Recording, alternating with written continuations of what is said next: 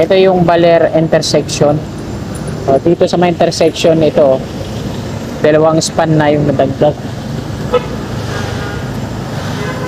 Sinarado to nila yung Baler Street intersection na to. Yung binuksan na naman kasi nakapag-install na sila. Ito, dalawang span. Yung naman sila dito ng I-beam support para sa per head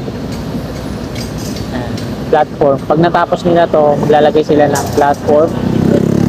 Kaya to. So, 1, 2, 3, 4, 5, 6, 7, 8. So, 8 span na lang to na hindi pa nila na-installan ng mga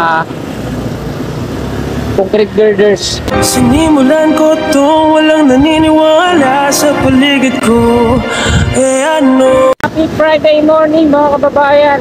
Dito na naman ulit tayo sa EDSA para i-update kung ano na yung latest na progress dito sa MRT7 Elevated Turnback Guideway. So ayan, para lamang to sa mga kasikat natin na nagsusubaybay. Unified Grand Central at North EDSA sa kaliwa, West Avenue pakanan. Pasok na po tayo dito. Harap po ngayon ng Biyernes, ika-24 na Oktubre taong 2025. So ito po yung latest na progress ngayon dito sa lugar na to. Ikutan lang natin to.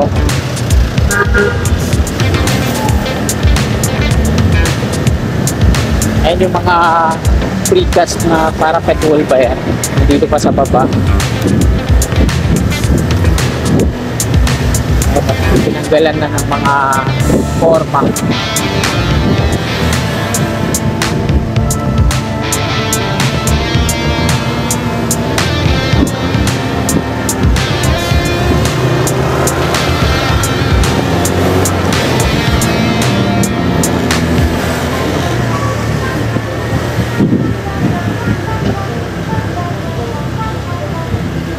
Napakatibay ng paggawa na itong viaduct na to. Makikita naman natin sa mga columns niya, napakalalaki. Tapos pagdating mismo sa viaduct niya, halatadong mas magaan yung viaduct niya. Talagang mula sa pundasyon na talagang matibay. Pagdating dun sa taas, sa viaduct niya, medyo parang tingin mo parang mas magaan.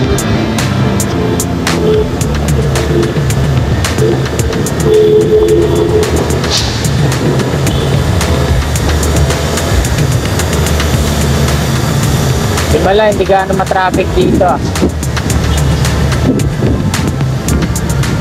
At wala na rin yung mga motorsiklo na nakaparada dito sa gilid-gilid. Wala na mga obstruction dito. Ito lang. Ay, nagbababa.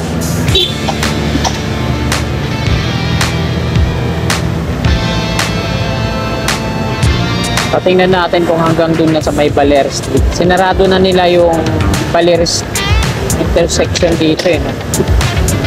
Tingnan natin kung nakalagpas na ba.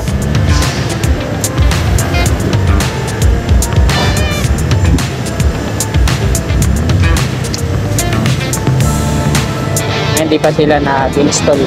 Ay, nag-install na mga kasigap. Lagpas na. Ayan o. Ito yung Baler intersection. So, dito sa may intersection ito, dalawang span na yung nadagdag.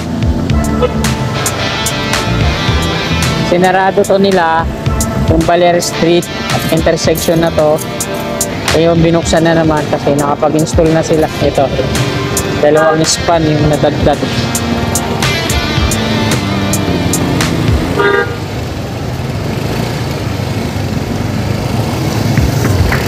Kung bibilangin natin mula dito mga kasigap kung ilang span na lang to hanggang dun sa dulo. 1, 2, 3, 4, 5, 6, 7, 8, 9.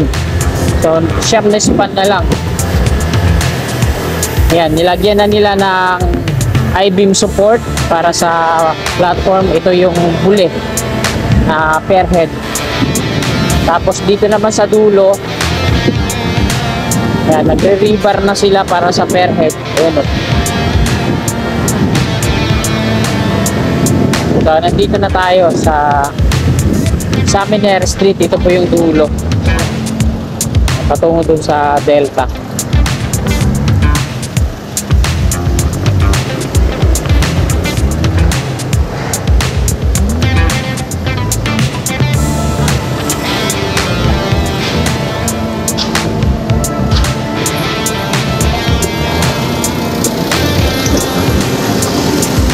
Mga kapigap, ito yung dulo dito sa may examiner sa nakita nag-aanon sila dyan na lalagay na rebar para sa per head.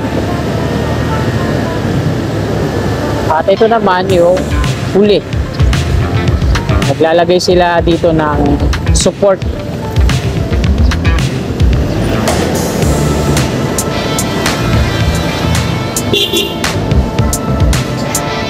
Lalagay naman sila dito ng I-beam support para sa per head platform. Pag natapos nila to, lalagay sila ng platform. Kaya to. So, 1, 2, 3, 4, 5, 6, 7, 8. Walo na lang pala. Think up. 1, 2, 3, 4, 5, 6, 7, 8. So, 8 span na lang to na hindi pa nila na-installan ng mga concrete girders. Nandiyan na yung steel beam na gagamitin sa platform. Ayan. Lagpas na dito sa may baler. At 7 span na lang pala. Ay 8 span. Ayan. Ito yung dulo na ng mga steel girder, ay concrete girders.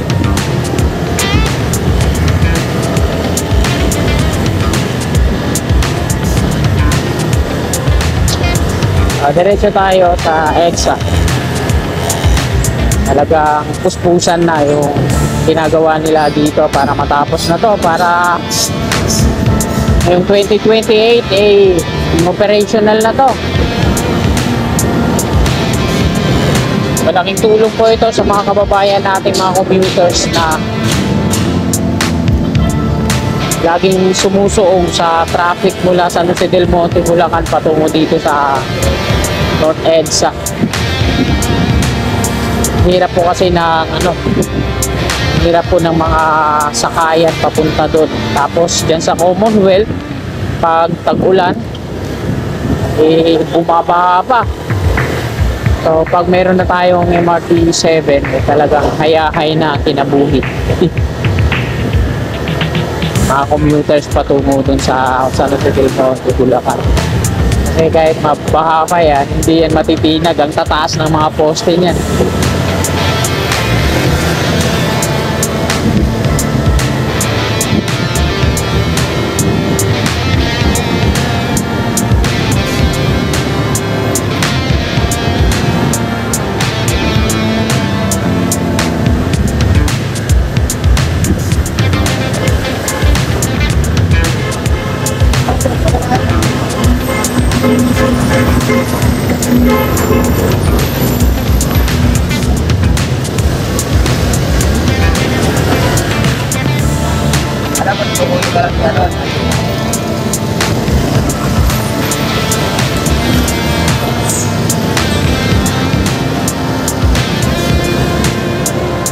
Mga steel box girders po ang install dito.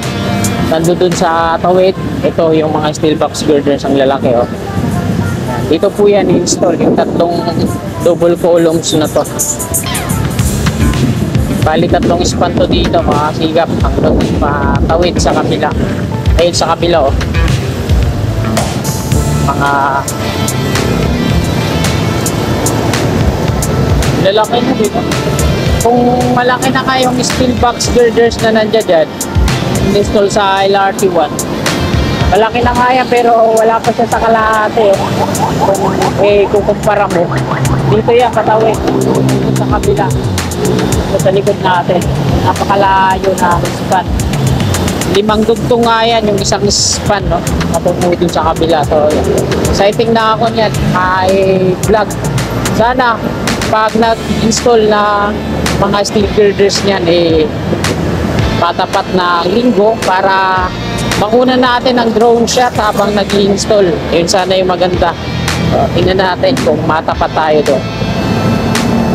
So nandito na tayo mga sikap sa Unified Grand Central Common Station. At ayan, muli po sana akong hihiling sa inyo mga kababayan, mga kasikap. Bisitahin nyo naman po ang aking Kasikap Store yan sa comment section sa baba. Ayan, malaking tulong na po yan mga kasikap kung bibisitahin nyo, at sana kung meron kayong magustuhan sa mga product yan, kaysa pumili kayo mismo dun sa Shopee, sa mag-direct sa Shopee apps, dito na lang po kayo bumili sa akin mga kasikap, dahil kahit pa paano meron tayong commission dyan, kahit maliit lang, at least malaking tulong po yan sa akin, lalo na buwan-buwan tayo nagbabayad ng motorsiklo na minsan hindi tayo nakakasahod sa YouTube sa isang buwan. Kung meron tayong commission dyan kahit maliit lang, malaking tulong po yan. So yan, sana bisitahin nyo po ang aking Kasikap Store dyan sa comment section sa baba. Maraming salamat po, magandang umaga, God bless.